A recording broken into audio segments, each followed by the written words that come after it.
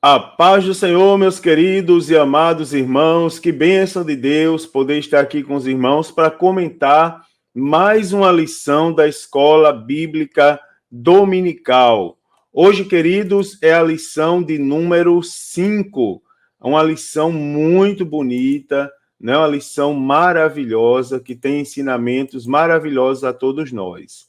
Antes, porém, de fazer menção à lição 5, eu quero lembrar os amados irmãos que estamos chegando já na metade do último trimestre.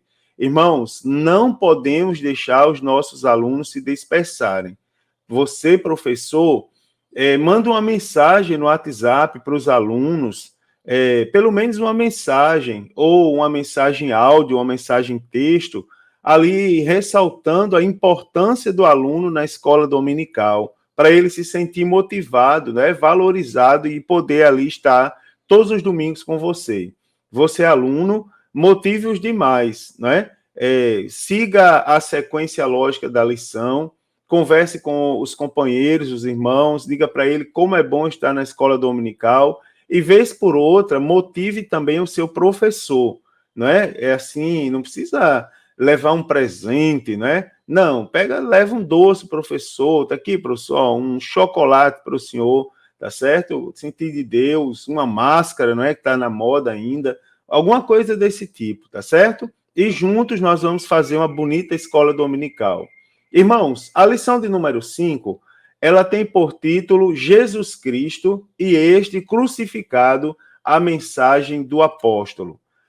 O texto áureo para essa lição está na primeira carta do apóstolo Paulo aos Coríntios, capítulo 1 e versículo de número 23, aonde diz assim: mas nós pregamos a Cristo crucificado, e que é escândalo para os judeus e loucura para os gregos. A verdade prática para essa lição diz: o Cristo crucificado, o centro da mensagem da cruz, é a encarnação da verdadeira sabedoria para a salvação. O texto bíblico, irmãos, dessa lição está na primeira carta do apóstolo Paulo aos Coríntios. No capítulo 1, vamos ler do versículo 18 ao 25. E no capítulo de número 2, vamos ler do versículo 1 ao versículo 5. 1 aos Coríntios 1 e 18 diz assim: porque a palavra da cruz é loucura para os que perecem, mas para nós que somos salvos é o poder de Deus. Porque está escrito: destruirei a sabedoria dos sábios e aniquilarei a inteligência dos inteligentes. Onde está o sábio? Onde está o escriba? Onde está o inquiridor deste século? Porventura não tornou Deus loucura a sabedoria deste mundo? Visto como na sabedoria de Deus o mundo não conheceu a Deus, pela sabedoria aprove a Deus salvar os crentes pela loucura da pregação, porque os judeus pedem sinal e os gregos buscam sabedoria, mas nós pregamos a Cristo crucificado, que é escândalo para os judeus e loucura para os gregos, mas para os que são chamados, tanto judeus como gregos, lhes pregamos a Cristo, poder de Deus e sabedoria de Deus, porque a loucura de Deus é mais sábia do que os homens, e a fraqueza de Deus é mais forte do que os homens. 1 Coríntios 2, do 1 ao 5 diz: e eu, irmãos, quando fui ter convosco, anunciando-vos o testemunho de Deus, não fui com sublimidade de palavras ou de sabedoria, porque nada me propus saber entre vós, senão a Jesus Cristo e este crucificado. E eu estive convosco em fraqueza e em temor, e em grande tremor. A minha palavra e minha pregação não consistiram em palavras persuasivas de sabedoria humana, mas em demonstração do Espírito e de poder, para que a vossa fé não se apoiasse em sabedoria dos homens, mas no poder de Deus. Irmãos amados, nessa lição, eu quero mostrar aos irmãos que a mensagem do apóstolo Paulo era uma mensagem cristocêntrica, ou seja, o centro da pregação do apóstolo Paulo era Cristo e sua obra. Além disso, juntamente com os irmãos, eu quero analisar os efeitos, né, que consistiram em demonstração do Espírito Santo e de poder de Deus. Primeiro tópico dessa lição, quero falar com os irmãos sobre a mensagem que o apóstolo Paulo pregava, que era uma mensagem cristocêntrica, tá certo? Então, nesse primeiro tópico, eu quero destacar o fato de que a pregação do apóstolo Paulo era essencialmente e predominantemente cristocêntrica. Na carta aos Coríntios, em 1 Coríntios 1 e 23, o apóstolo Paulo diz: mas nós pregamos a Cristo. E em 2 Coríntios, capítulo 4, versículo 5, diz assim: porque não nos pregamos a nós mesmos, mas a Cristo Jesus, o Senhor. Irmãos, o apóstolo Paulo, ele recebeu a revelação da pessoa de Jesus Cristo, que era maior que seu... ele percebeu, né, que a revelação da pessoa de Jesus Cristo era maior que seu próprio conhecimento, formação acadêmica, condição social ou até mesmo conceitos pessoais. Aqui, nós podemos observar 3 aspectos importantíssimos da pregação de Jesus Cristo no ministério do apóstolo Paulo. Primeiro aspecto é que a humanidade de Cristo, né? O apóstolo Paulo, ele pregava sobre a humanidade de Cristo que nasceu de mulher. Na carta aos Gálatas, capítulo 4, versículo 4, está escrito assim: mas, vindo a plenitude dos tempos, Deus enviou seu Filho, nascido de mulher, nascido sobre a lei, né? Deixando bem claro aqui a humanidade de Cristo. O apóstolo Paulo pregava que Cristo possui um corpo, né? Na carta aos Colossenses, capítulo 2, versículo 9, ele diz: porque nele habita corporalmente toda a plenitude da divindade. E também que Jesus Cristo foi chamado literalmente de homem.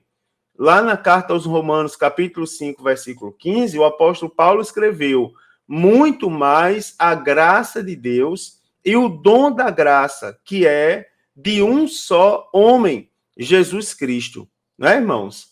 Apesar disso, ele defendia Cristo de forma apaixonada, mostrando que Jesus Cristo não era apenas um personagem histórico, um revolucionário, um sábio ou um filósofo da época. Não.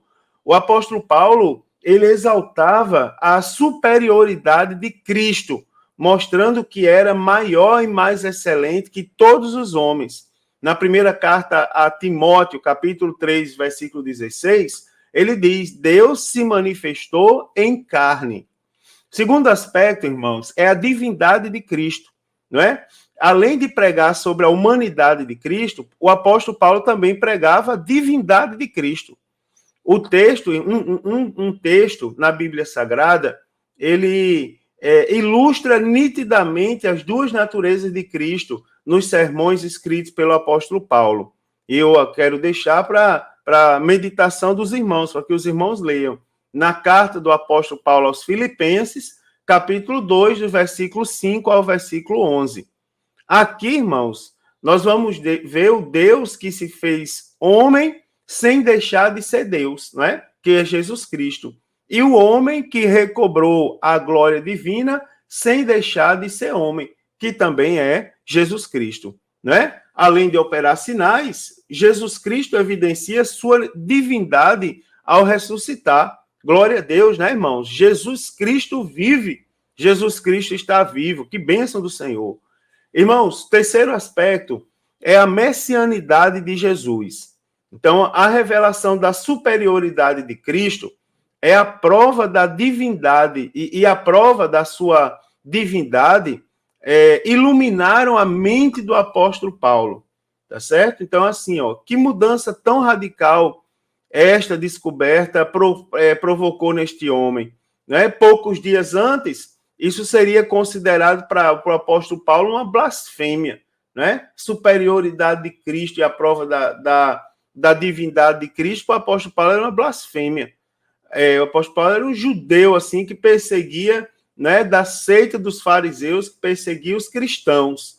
Agora, porém, o apóstolo Paulo, ele via a messianidade de Cristo como verdade incontestável, né, pela qual ele daria a própria vida.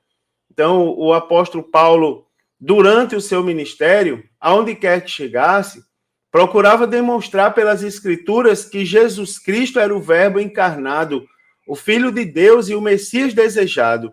Isso a gente pode observar em vários momentos da Bíblia Sagrada. Né? Livro do profeta Ageu, capítulo 2, versículo 7, também Atos dos Apóstolos, 9, 22, 13, do 14 ao 42, capítulo 14, versículo 1 e capítulo 18 e versículo de número 28. Irmãos, o apóstolo Paulo encontrou em Jesus a resposta da busca de toda a sua vida. Em Atos dos Apóstolos, capítulo 9, versículo 5, ele disse, quem és, Senhor? E disse o Senhor, eu sou Jesus a quem tu persegues. Não é? Uma grande resposta que o apóstolo Paulo precisava ter na sua vida acerca de Jesus Cristo. Queridos irmãos, no segundo ponto, o segundo tópico da lição, nós temos a mensagem que o apóstolo Paulo pregava era sobre a obra de Cristo. Não é? A mensagem do apóstolo Paulo não se limitava a pregar sobre a pessoa de Cristo. Ele pregava principalmente a maior de suas obras, né, que foi a morte vicária de Cristo. Disse o apóstolo Paulo em 1 Coríntios, capítulo 1, versículo 23. Mas nós pregamos a Cristo crucificado, que é escândalo para os judeus e loucura para os gregos. Veja que coisa bonita, irmãos. Primeiro, nós pregamos a Cristo crucificado. Perceba que a pregação poderosa nos lábios do apóstolo Paulo era a pregação do Cristo crucificado. Vamos tomar isso como exemplo, né, irmãos? Pregação mais poderosa dos lábios do apóstolo Paulo era quando ele pregava sobre o Cristo crucificado. 1 Coríntios 2:2 diz, porque nada me propus saber entre vós, senão a Jesus Cristo, e este crucificado. Era a loucura de Deus mais sábia do que os homens. 1 Coríntios 1:25 diz, porque a loucura de Deus é mais sábia que os homens, e a fraqueza de Deus é mais forte do que os homens. Veja que coisa maravilhosa. Era incompreensível a atitude divina, irmãos, de se fazer homem, servo obediente, de se submeter à mais dolorosa, cruel e constrangedora das mortes, que foi a crucificação.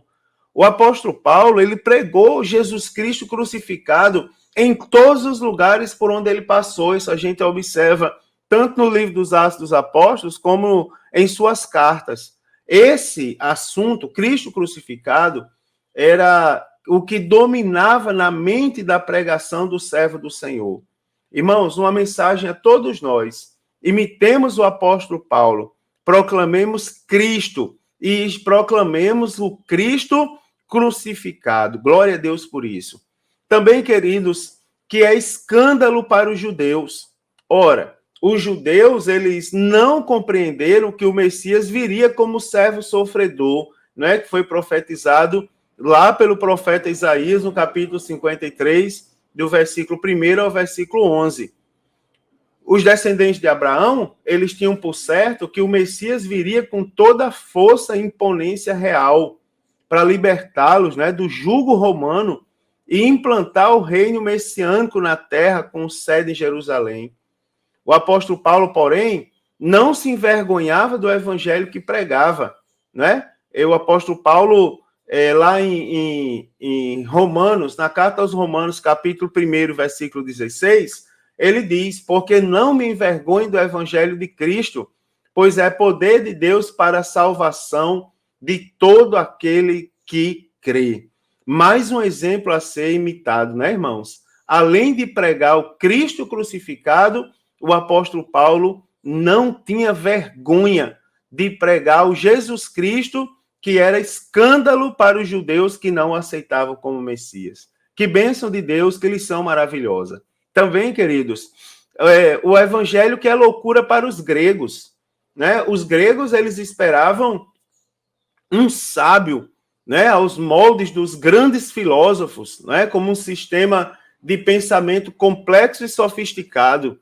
Quando, na primeira lição, quando a gente estudou sobre a cidade de Tarso, a gente comentou sobre isso, né, sobre a ciência dos gregos, que predominava nas faculdades de Tarso, onde o apóstolo Paulo foi criado.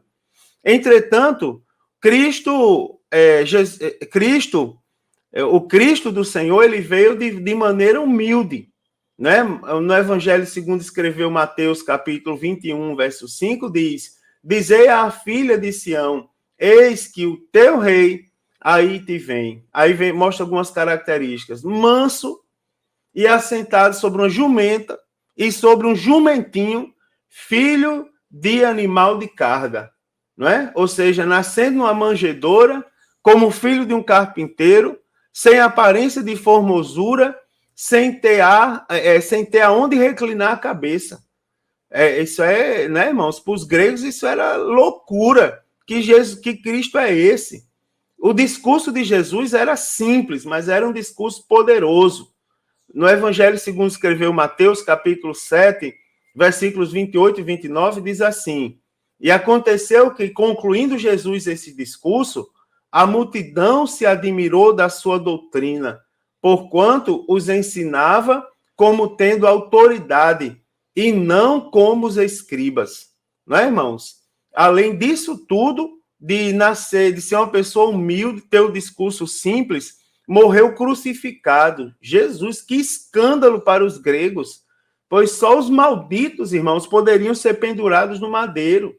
Na carta aos Gálatas, no capítulo 3, versículo 3, o apóstolo Paulo diz assim: Cristo nos resgatou da maldição da lei, fazendo-se maldição por nós, porque está escrito: maldito todo aquele que for pendurado no madeiro. Então você observa que o Jesus que o apóstolo Paulo pregou, ele não veio satisfazer questões filosóficas, acadêmicas e intelectuais dos homens. Ele veio trazer salvação a todos os homens, sejam ricos ou pobres, né, irmãos? Sábios ou leigos. A mensagem do evangelho, é importante a gente saber isso, ela transforma a vida de todos que crerem no Cristo crucificado, não importando as suas origens, ideologias ou convicções. Creiam em Jesus Cristo, o evangelho transforma. Né, irmãos? Isso aqui é muito bonito mesmo. Agora, a pregação do apóstolo Paulo também teve efeitos, né? Eis aqui alguns efeitos da pregação do apóstolo Paulo. O tema principal da mensagem do apóstolo Paulo, a gente pode ver lá em 1 Coríntios, capítulo 2, versículos de número 4 e 5, não é? A minha palavra é a minha pregação, e a minha pregação não consistiram em palavras persuasivas de sabedoria humana, mas em demonstração de espírito e de poder, para que a vossa fé não se apoiasse em sabedoria dos homens, mas no poder de Deus. Os irmãos observam aí, né, irmão? Que coisa maravilhosa. O apóstolo Paulo fala dos efeitos da sua pregação, demonstração do espírito e de poder, não é? Não se apoiasse em sabedoria humana, sabedoria de homens, mas no poder de Deus, do Deus Todo-Poderoso. Queridos irmãos, a mensagem do apóstolo Paulo era uma mensagem simples. O apóstolo Paulo não se confiava, digamos, não extravasava seu conhecimento acadêmico e filosófico, nem sua oratória, não é, refinada para pregar o evangelho. Ele colocava-os à disposição de Deus, até porque foi chamado também para pregar diante dos reis, não é? O apóstolo Paulo, ele tinha, indiscutivelmente, conhecimentos e aptidões específicas, mas confiava inteiramente no poder do evangelho, né? E ele confirmou isso com muita convicção.